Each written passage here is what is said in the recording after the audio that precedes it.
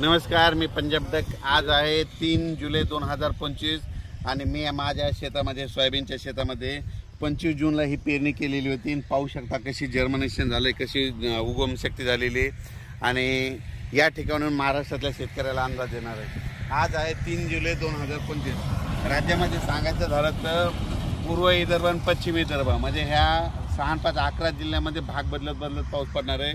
त्याच्यानंतर तो पाऊस हिंगोलीकडे येईल काही भागात, त्याच्यानंतर तो परभणीकडे येईल, बीड जिल्ह्यात काही जाईल, जालनाकडे राहील, बुलढाण्याकडे राहील, इकडे जळगावकडे देखील राहणार आहे। पण राज्यात मात्र सध्यानं 6 तारखेपर्यंत असाच भाग बदलत पाऊस पडणार आहे म्हणून हा अंदाज लक्षात येतं। सांगायचं झालं तर 10 जुलैपर्यंत असाच वेगवेगळ्या भागात पाऊस पडणार आहे, सर्वदूर पडणार नाही म्हणून हे सर्वांनी लक्षात घ्यायचं। जिकडे पडला तिकडेच पाऊस पडणार आहे, ज्यांना सोडून दिलं त्यांना सोडून देणार आहे। म्हणून जशी शेतीची कामं करायची वेळ असेल तशी तुम्ही शेतीची कामे करून घ्या, कारण की राज्यात असं सध्या तरी सर्वदूरचं वातावरण नाही। फक्त जास्त वरून राज्याची कृपा मात्र नागपूर, वर्धा, भंडारा, यवतमाळ, त्याच्यानंतर अमरावती, अकोला, बुलढाणा, त्यानंतर जळगाव, त्याच्यानंतर इकडं धुळे, नंदुरबार या भागाकडे जरा वरून राज्याची जास्त कृपा आहे। सध्या तरी पाऊस 10 तारखेपर्यंत त्या पट्ट्यामध्येच पडणार आहे आणि त्याच्यानंतर थोडाफार ते पाऊस काय होईल हिंगोलीकडे, नांदेडकडे, त्याच्यानंतर परभणीकडे, त्याच्यानंतर बीड जिल्ह्यात काही भागात, त्याच्यानंतर नगर जिल्ह्याच्या काही भागात, त्याच्यानंतर इकडे संभाजीनगरकडे, जालन्याकडे, बुलढाण्याकडे असा पडणार आहे म्हणून हा अंदाज लक्षात येतो। पण राज्यात तरी सध्या सर्वदूरचं वातावरण नाही, फक्त विखुरलेल्या स्वरूपातच पाऊस पडणार आहे, भाग बदलतच पडणार आहे, सर्वदूरचा सध्या पाऊस नाही। म्हणून योगायोगाने जशी शेतीची कामे करायची असेल तर तुम्ही शेतीची कामे करू शकता।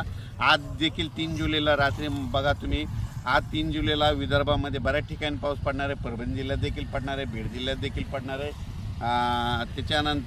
त्याच्यानंतर संभाजीनगरकडे देखील पडणार आहे, लातूर जिल्ह्यात देखील काही भागात पडणार आहे, त्याच्यानंतर धाराशिवकडे पडणार आहे, त्याच्यानंतर सोलापूर जिल्ह्यात देखील काही पडणार आहे। पण सर्वदूर नाही पडणार, भाग बदलत पडणार आहे, विखुरलेल्या स्वरूपाचं पडणार आहे म्हणून हे अंदाज लक्षात येतात। त्याच्यानंतर राज्यात हे जे वारं चालू आहे हे काय होणार तुम्हाला सांगतो। हे वारं कशामुळे चालू आहे तर काय झालं म्हणजे जे 3 कमी दाबाचे पट्टे आहेत म्हणजे 3 लो प्रेशर आहेत, हे काय होईल की ते नागपूरहून वर्धाहून त्याच्यानंतर इकडून भंडाराहून अमरावती, लगेच बुलढाणा असं करत जळगाव, हे MP राजस्थानकडे चालले, तिकडे जास्त जात असल्यामुळं आपल्या महाराष्ट्रामध्ये हे पाऊस जास्त सर्वदूर नाही।